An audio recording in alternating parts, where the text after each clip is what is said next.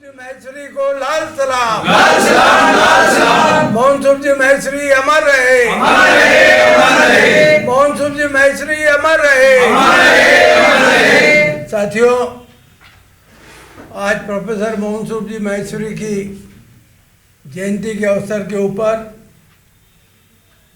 हमेशा तो हम बड़ा प्रोग्राम करते हैं, लेकिन इस बार हम बड़ा प्रोग्राम नहीं कर पा रहे हैं। हम छोटा ही प्रोग्राम कर पा रहे हैं, लेकिन छोटा हो या बड़ा, आज के दिन उनको याद करना बहुत ज़रूरी है। अमूमन जो प्रोग्राम होते हैं कि कोई बड़ा आदमी होता है, प्रभावशाली आदमी होता है, जिसका देश में कोई योगदान होता है, प्रदेश में कोई योगदान होता है, अपने वर्ग में कोई योगदान होता है, तो अमूमन लोग पुण्यतिथि मनाया करते हैं। लेकिन हमारा ये मानना है कि जो इतने बड़े आदमी हैं, जिन्होंने अपना सारा जीवन मेहनत का मजदूरों के साथ दिया, ऐसे व्यक्ति की हम पुण्यतिथि नहीं मना करके और हम उनकी जयंती मनाएं।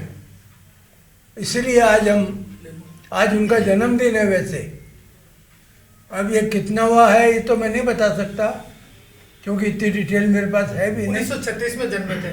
अब ठीक है, लगा लो अंदाज। नहीं लिखा हुआ है सर अपने डेट में 30/1/36। हाँ, जो भी है लिखा हुआ है इसमें। हम तो याद रखते हैं कि 30 साल है।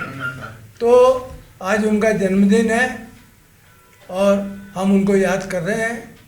उन्होंने यहाँ पर फिल्म सोसाइटी चलाई, बहुत बड़े बड़े टूर्नामेंट किए, रणजी ट्रॉफी एक बहुत बड़ा प्रोग्राम था जो उन्होंने किया, दिलीप कुमार जैसी हस्ती को यहाँ पर उन्होंने बुलाया।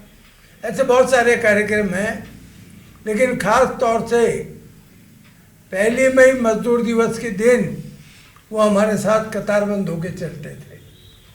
इसलिए आज उनकी जयंती के अवसर पर जो फिल्म सोसाइटी के प्रमुख साथी हैं माकड़ साहब, उनसे मेरा निवेदन है कि वो पुष्पांजलि अर्पित करें चित्र पर। मोहन सूप जी को लाल सलाम। लाल सलाम, लाल सलाम। मोहन सूप जी अमर रहे, अमर रहे, अमर रहे। जब तक सूरज चांद रहेगा, मोहन सूप जी का नाम रहेगा। जब तक सूरज चांद रहेगा, मोहन सूप जी का नाम रहेगा। मोहन जी माहेश्वरी अमर रहे, अमर रहे, अमर रहे। मोहन जी माहेश्वरी अमर रहे, अमर रहे, अमर रहे। आज के इस कार्यक्रम की अध्यक्षता के लिए मैं माकड़ साहब का नाम रखता हूँ आप लोगों के सामने। नाम तो गलत नहीं बोल रहा हूँ, राजेंद्र जी माकड़ साहब। राजेंद्र जी माकड़ साहब। एक ही बात। हाँ। तो अध्यक्ष महोदय, प्रमोद जी और उपस्थित साथियों, आज अपन प्रोफेसर मोहन सूप जी महेश्वरी की जयंती मनाने जा रहे हैं। मेरा संपर्क उनसे 1978 और 1979 के दरमियान हुआ था, जब मैं कम्युनिस्ट पार्टी में आया। उस समय नीचे एक प्रेस है, आप लोगों ने देखा नहीं होगा बराबर। यहाँ पर घिसूखा जी मलकानी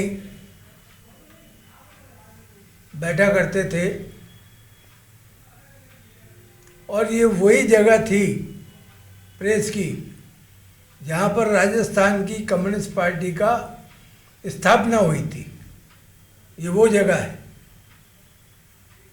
और फिर उस समय बड़े बड़े नाम आपने सुने होंगे, अमृत नाहटा जैसे लोग, मोहन छंगानी जैसे लोग, गणपत सिंह जी मेहता जैसे लोग, एक से एक बड़ी हस्तियाँ थी जो यहाँ पर आया करती थी। और मोहन सूप जी के यहाँ बैठने के कारण यूनिवर्सिटी के लेक्चरर से लेके और वाइस चांसलर तक आधी यूनिवर्सिटी यहीं लगती थी। आधी यूनिवर्सिटी यहीं आती थी और बहुत भयंकर डिस्कशन होता था। चर्चाएं होती थी आपस में, चाय की चुस्की चलती रहती थी, चर्चाएं होती रहती थी। एक हमारे मनमोहन दयाल जी भी थे जो रेवेन्यू ऑफिसर थे नगर निगम, नगर पालिका में, उस समय निगम नहीं हुआ करती थी, नगर पालिका में आरओ थे, रेवेन्यू ऑफिसर थे, उनकी भी बैठक यहाँ पर थी। तो यूँ करके यहाँ पर जिनको बुद्धिजीवी कहते हैं, वो बुद्धिजीवी लोग यहाँ पर बैठा करते थे। उसमें मेहनत कर मजदूर के लोग भी थे। कॉमरेड फतेह सिंह जी जिनके साथ में आया कम्युनिस्ट पार्टी में और ट्रेड यूनियन में, उनकी भी बैठक यहाँ हुआ करती थी। और वो दौर आपने देखा, हमने देखा है कि फतेह सिंह जी जब अंदर आते थे प्रेस में तो घिसू खाजी मलकानी को माँ बहन की गाली देते थे, वापिस घिसू खाजी भी उनको माँ बहन की गाली देते थे। लेकिन प्रेम इतना था आपस में जिसकी कोई सीमा नहीं थी। मुझे याद है आज भी, मोहन सूद जी कोई प्रोग्राम होता, कोई मिठाई का डब्बा आता कहीं से भी, घिसू जी आते वहाँ से अपने घर से साइकिल से आया करते थे वो, और आते ही वो आवाज़ लगाते कि मैं यहाँ हूँ या नहीं। आवाज़ देते, मैं कहता हाँ कि नीचे मार, मिठाई खिलाना, और शब्द क्या था उनका, नीचे मार। तो ये आवाज़ उनकी सुनने को मिलती थी। लेकिन मोहन सूद जी ने जो अपने जीवन में काम किया वो काबिले तारीफ था, इसको मानना पड़ेगा। उनकी श्रीमती जी थी कौशल्या माहेश्वरी, उस ज़माने में महिलाओं के अंदर एकमात्र डॉक्टर थी, डॉक्टर रही है, आज भी है, वो बॉम्बे में है। आज उनका आने का था लेकिन प्रोग्राम नहीं बन सका। तो उन्होंने हमेशा लोगों को बहुत मदद की और बहुत ही होशियार डॉक्टर थी वो, अधीक्षक भी रही उमेद अस्पताल की वो। तो उनका एक परिवार जो था, वो परिवार हमेशा मेहनत कर मजदूरों और गरीबों के प्रति समर्पित था। उनका सादा जीवन इतना था मोहन सूद जी का कि वो एक ही शर्ट में और एक ही पैंट, आप भले उनको 3-4 दिन तक देख लो, कोई चेंज नहीं करना, उसी को पहन के कॉलेज में जाना, उसी कपड़ों को पहन के बड़े प्रोग्राम में चले जाना। और कभी कहते भी थे कि सब ड्रेस चेंज कर लेते हैं, क्या करना है इसको यार, ठीक है ये मोहन सूद को जानते हैं लोग, बस इतनी सी बात उनकी थी। तो बहुत बड़े आदमी थे, बहुत विद्वान थे, उनकी जितनी प्रशंसा करें अपन उतना कम है। उन्होंने अपने जीवन में बहुत मेहनत की। और मुझे याद है जब हम 1 मई का जुलूस वहाँ से जालोरी गेट से शुरू करते थे और शहर के अंदर होते हुए हम यहाँ पर आते थे, सोस्ती गेट के अंदर निगम के पास, वहाँ तक वो पैदल आते थे और कभी नहीं चूके वो, और टाइम बराबर आते थे। आज मजदूरों का ज़्यादा फर्ज बनता है, हम लोगों का ज़्यादा फर्ज बनता है कि हम उनको याद करें और उनके बताए हुए रास्ते के ऊपर चलें, उनके बताए हुए मार्ग के ऊपर अपन चलें, तभी अपन समझते हैं कि उनको आज के दिन सच्ची श्रद्धांजलि होगी। इतना ही मुझे कहना है, धन्यवाद। अब आपके आगे मेरा बोलना तो नहीं, बोलो बोलो बोलो, अपना अपना परिचय दे ही सकते हो, इसमें क्या है। मेरा बोलने का, मेरे बड़े भाई साहब गोपी किशन जी के बाद में शायद सब दिन नहीं निकल पाएंगे। नहीं कोई बात। और सन 80 से मोहन सूद जी के संपर्क में आया। मैं स्कूल में पढ़ता था तो डर लगता था, सुना तो था उन्हें कि फिल्म सोसाइटी है, लेकिन अब क्या मालूम जा पाएंगे नहीं जा पाएंगे। बड़ी मुश्किल से मैंने एंट्री ली। उसके बाद में ऐसा रहा कि लगातार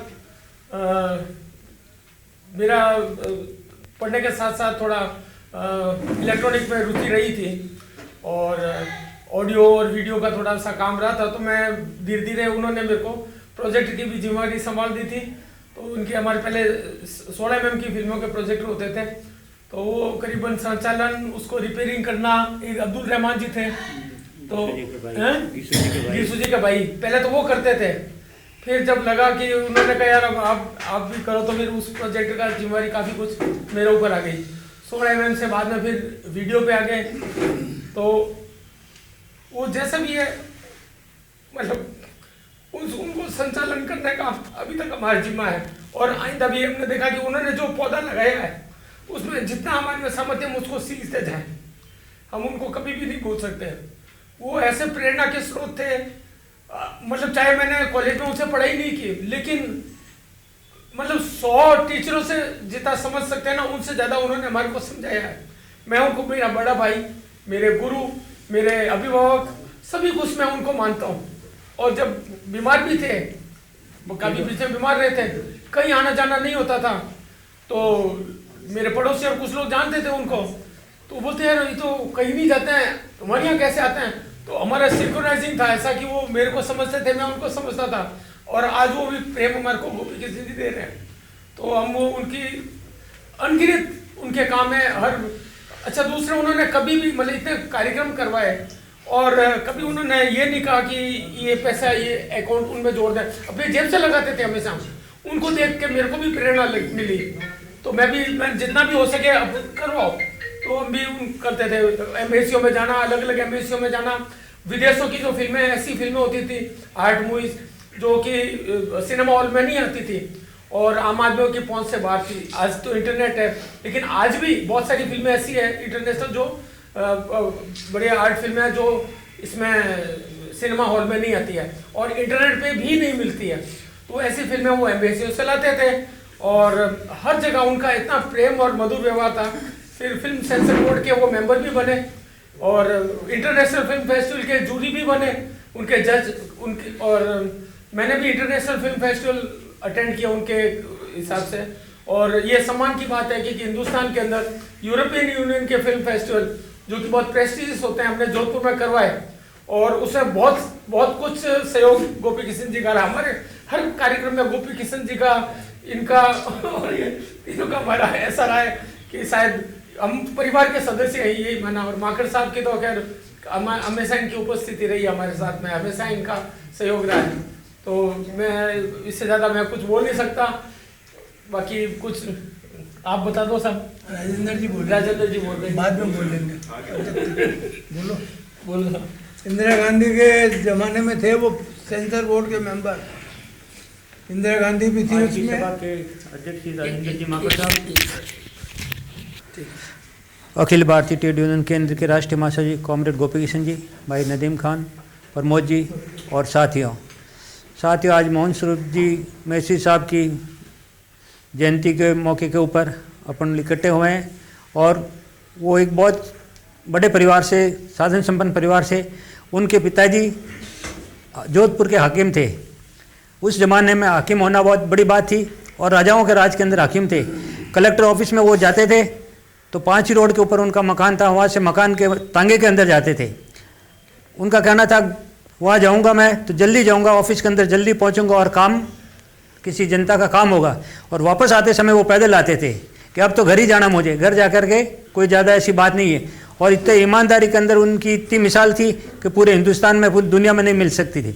आज के ज़माने के अंदर तो सरकारी काम कैसा होता है किसी से छुपा नहीं है, लेकिन वो सरकारी काम के लिए सरकारी शाही का काम में उपयोग लेते थे, और घरेलू काम के लिए दूसरा पैन काम में लेते, सरकारी शाही का भी उपयोग में नहीं करते थे। और एक बार एक उनका किस्सा है पिताजी का, कि कोई जैसलमेर दौरे के ऊपर गए, उस दौरान उनके माताजी थे, उन्होंने उनको कह दिया, चपड़ासी था, उसको कह दिया भाई ये वहाँ से घी लेके आ जाना बाज़ार से ख़रीद करके। वो घी खरीदने गया, जब तक उनका काम निपट गया और रवाना हो गए कि भाई चलो, कि वो कहाँ गया दफ्तरी, कैसा वो तो घी लेने गया हुआ है। कि घी लेने गया, तू सरकारी दौरे पे आया या घी खरीदने आया, ये टिकट के पैसे ले जा और तू घी लेके जोधपुर में आ जाना, मेरे साथ में सरकारी दौरे में नहीं आएगा। तो इतनी मतलब उनकी एक मिसाल थी ईमानदारी के अंदर। तो ऐसे व्यक्ति, उनके उन संस्कार पड़े हुए थे कि ईमानदारी और जिम्मेदारी के साथ में काम करते थे। यूनिवर्सिटी के अंदर भी उन्होंने बहुत काम किया, जोधपुर के अंदर फिल्म सोसाइटी को बहुत अच्छी तरीके से चलाया और नई नई फिल्में जो सिनेमा हॉल के अंदर नहीं आ रही थी, अवार्डेड फिल्में होती थी, वो विदेशी फिल्में होती थी, उनको जो समाज के अंदर कुछ बदलाव कर सकते हैं, क्रांति ला सकते हैं, मजदूरों की जीवन के ऊपर फिल्में वो फिल्में बताते थे। और आने वाले समय के अंदर उन्होंने कहा था कि मुझे जैसा भी काम मिलेगा अच्छा काम करेंगे। और यूनिवर्सिटी के लोगों को पेंशन जो आज मिल रही है वो उनकी एक ऑल इंडिया के आंदोलन करके उन्होंने पेंशन दिलवाई है। तो ऐसे व्यक्ति को हम नमन करते हैं और आने वाले समय के अंदर उनको और बड़ा प्रोग्राम करने की कोशिश करेंगे। इसी बात के साथ लाल सलाम। इनकलाब जिंदाबाद, मोहन स्वरूप मैसरी को लाल सलाम, मोहन स्वरूप मैसरी को लाल सलाम, इनकलाब जिंदाबाद, मैसरी साहब अमर रहे, MS मैसरी साहब अमर रहे। अध्यक्ष महोदय, राजेंद्र जी, प्रमोद जी, राजा राम जी, दिलीप जी और उपस्थित सभी साथियों, जैसा कि विदित है, आज हम कॉमरेड मोहन स्वरूप जी माहेश्वरी का जो पुण्यतिथि मनाने जा रहे हैं, जन्म दिवस मनाने जा रहे हैं।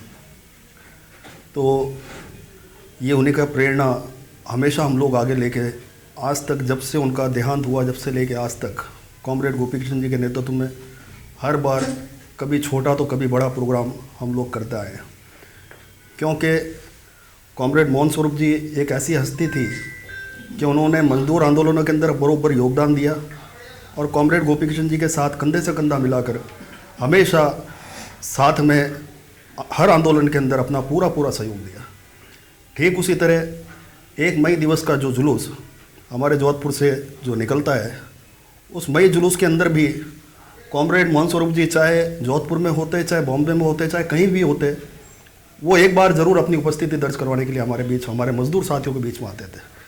तो हम लोगों का भी यही दायित्व बनता है कि हम ऐसी शख्सियत को कभी ना भूलें और जब तक हम लोगों के संगठन के अंदर RC2 से संबंधित जो संगठन हम लोग काम कर रहे हैं, हम लोग आगे भी इसी तरीके से उनको याद करते रहें और उनको नमन करते रहें। क्योंकि उन्हीं के प्रेरणाओं का आज ये हम लोग एक साथ बैठे हैं।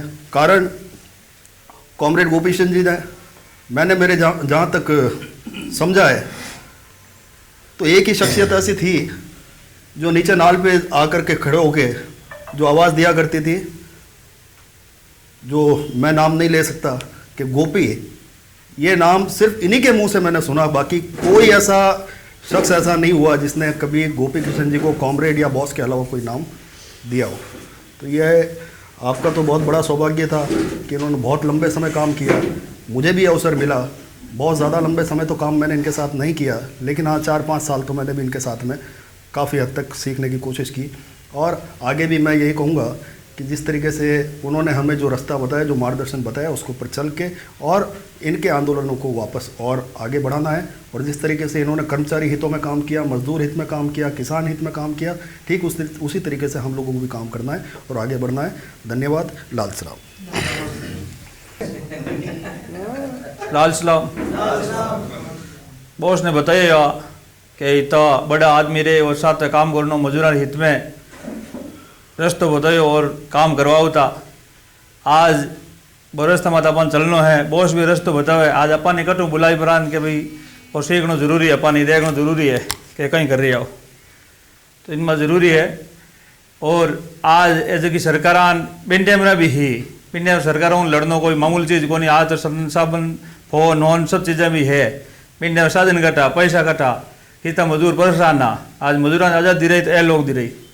आज मजूर भी लाइन फादर दान खड़ा वे रिया जटे हरला ले उन्हीं बहुत सरकार आवे इन सामनो करने वास्ते ए रस्तो बताओ जी, रास्ता में अपन चलना जरूरी है। लाल सलाम। राजेंद्र जी,